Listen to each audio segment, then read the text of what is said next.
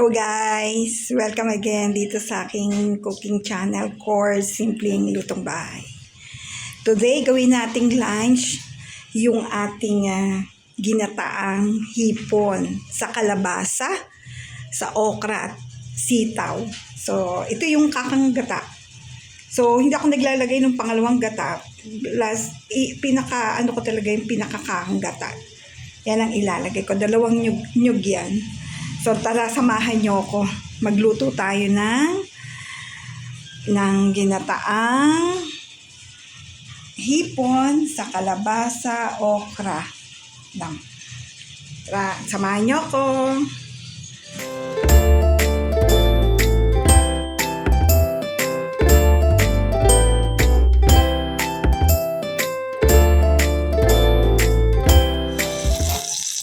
Guys, isa na tayo.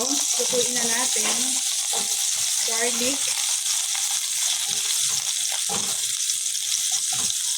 And then, onion.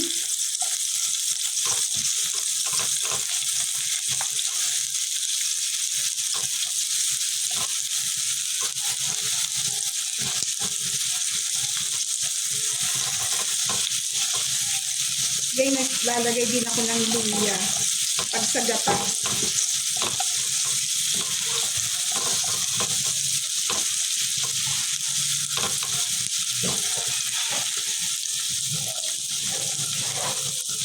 Tapos guys, mamayang konti, ilalagay ko naman itong kakang gata na diretso na. Pagka naluto na itong bawang, sibuyas at luya. Bubuhos ko yan dito.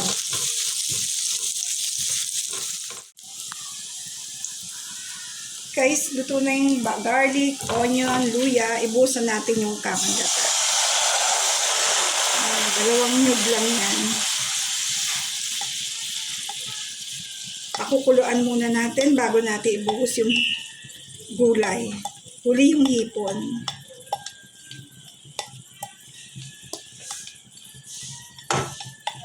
Okay. Ating haluin. Kailangan tuloy-tuloy ang halo para hindi mabuo.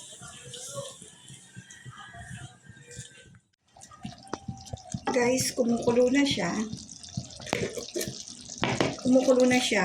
Lagyan natin siya ng iodized salt. Himalayan salt.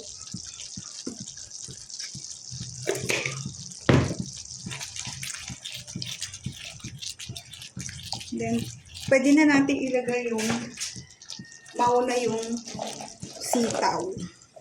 Kasi matigas yan eh. Kailangan mauna yung sitaw.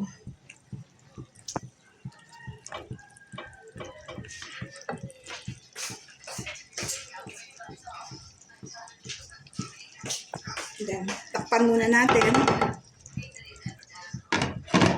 Pag mamaya-maya konti, ilagay na natin yung ating kalabasa at okra. And then yung hipon, sabay na dyan. Okay? Pakulin muna natin yan. Heto na siya, kumukulo na siya, guys. So, pwede na natin ilagay yung ating kalabasa at okra. Kasi yan, madaling maluto lang yan. Then, isasabay na natin yung hipon. Okay. Tapos, takpan natin ulit. Mamaya na natin nahaluin.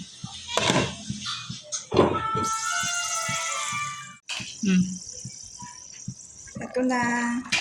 Guys, luto na ang ating ginataang hipon sa kalabasa, sitaw at okra. Luto na yan. Pwede na tayo kumain. So, atin ang patayin.